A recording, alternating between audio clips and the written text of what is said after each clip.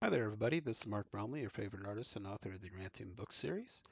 In this episode, I am bringing you another piece of my artwork that I was doing during the instruction period between me and my son playing the game BattleTech and stuff, where we're building our own little mechs. And this one right here is called the HEL-T1, and it's the HEL-T1. I forget exactly what the HEL stands for, the T. It doesn't really matter anymore. But it's new technology by the Reimei Armory Forge on the Unity system. There's a little planetoid out there that is obscured because there's a black hole near to it, so the nobody knows about its location. It's kind of secretive because the way that the cosmic energy works around there. Anyways, this is one of their secret BattleTech mechs that I created, and they're using a new type of fibrous interior skeleton that looks like actual fibers of a muscle on these mechs, and they have a new type of armor that's very lightweight. Um, it holds up pretty well to damage and stuff from energy weapons, and it also transmutes the light into a stealth mech, so it almost becomes transparent at certain points. And as you can see, it takes a lot of heat generation because it has the vents in the shape of a skull on the chest area in the torso compartment, and the cockpit is very small and tiny. Pretty much you have to strip down to fit in there, and it has to be a very small person to fit inside there. If you're a pretty big person, you're not going to fit in this mech very well. Uh, Anyways, it has a couple of large and medium lasers, um, special technology, similar to Clan Tech type stuff being created on the inner sphere. Uh, Newer energy sources, and it has a three-toed prong support system on its foot that actually holds it up, so it has a lot more stability for higher speeds on the battlefield. And it's a small, could be between 15 to 25 tons, depending on its loadout, because there's various models. Some models actually have the HEL-T2, which has a SRM bank up on its shoulder. Um, and this is a there's the two versions. I drew both of them, and they come with the same background. That is just basically a forest type background that I created with some grass, some trees, and some leaves. And then I put the shadow in there manually. This is me working with the first forms of digital media that I had at my disposal. I guess if you want to call it finger painting, yeah, I guess technically I only had a small little touchpad that was finger operated. So yeah, I did that mostly with a finger. So yeah, this is a finger painting. That's what I tell people now. And it was done through digital media. Of course, this day, it's hard to tell what's actually real art and what's actually AI art.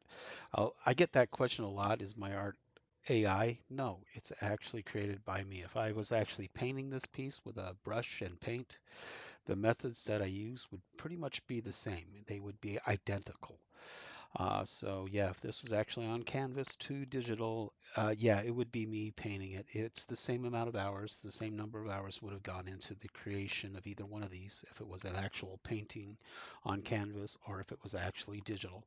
It would be pretty much the same. Now, the difference is I don't have the latest technology that allows a lot of layering, so you can actually dissect your drawing and do one piece and then add it all together and do a lot of neat little tricks.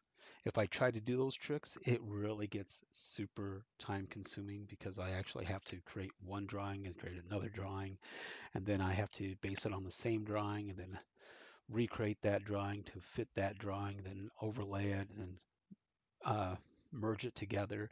It's really complicated. It's not as simple as one of the better programs, and that's why I need more funding in the arts in order to actually bring my art to the next level. I mean, ideally for the Uranthium book series, uh, I can draw a lot of different characters, but they always look a little different in each and every single picture. And if I was going to get anything similar from one character to the next character from one frame to the next, I need to go 3D rendering, which means a more powerful computer, more powerful graphics card, a larger memory, uh, well, a lot of details which become exponentially more expensive as you go down that line of three-dimensional work. I would prefer to do Maya work instead of having to do the Blender idea. But it's getting a question: does Maya update their product as much as Blender's been updating their product?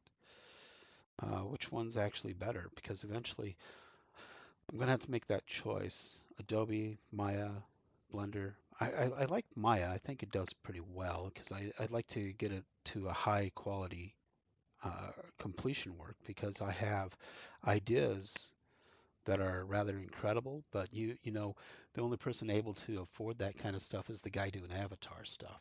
And that's expensive stuff to actually have that kind of access to that kind of material to actually work with.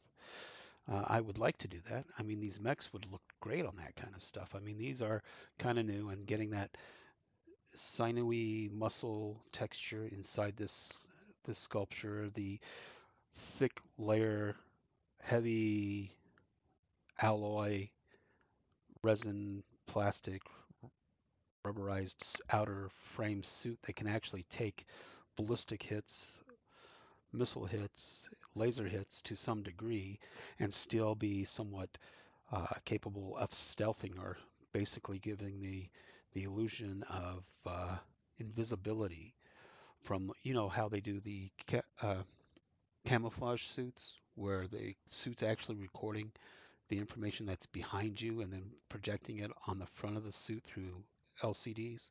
It's kind of like that. And trying to make that combat resistant is a real big trick with, especially in trying to create this image if you're going to actually try to make it look more realistic than just a animated version of the of this kind of battle suit right here, which is actually a small light mech, 15 tons to 25 tons between that range, and it's on the lower end, almost a battle suit, but it's actually a mech because it's about three times the size of an ordinary male, an average male, and that's basically what it is. I mean, there's a whole backstory to the Reimei Armory Forge, created by Windsor and Krita, a character I created in high school when I was playing this game with my friends. That's how I came across this game. I was playing with my friends in high school back in the 90s. And then I had my son, and when my son was old enough, about the age of 12, I introduced him to this game system.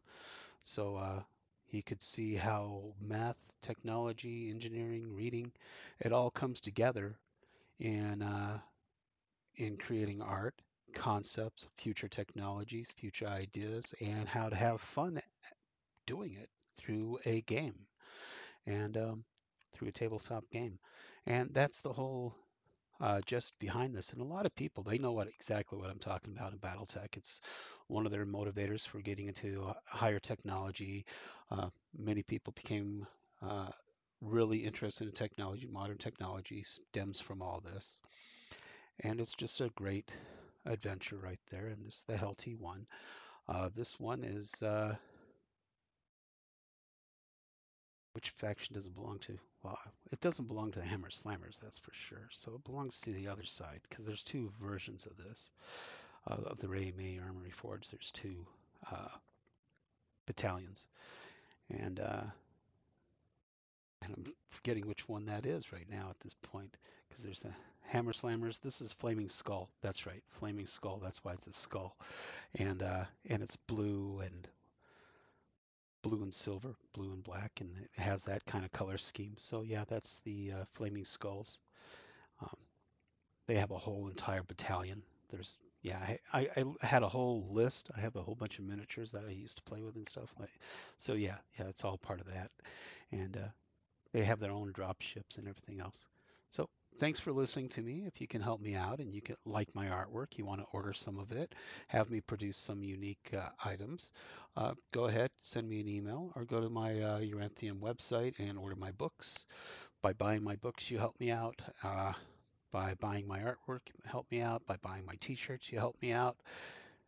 Anyways, go ahead, help me out a little bit, and I can improve my artwork, bring it up to the next level through better graphics and getting on board with actually designing 3D graphics so I can have more permanence in my character creation and design. And I suppose that will do it. Well, anyways, thank you very much. You have a happy day, happy thoughts. Keep creating artwork. Thank you. Have a great day.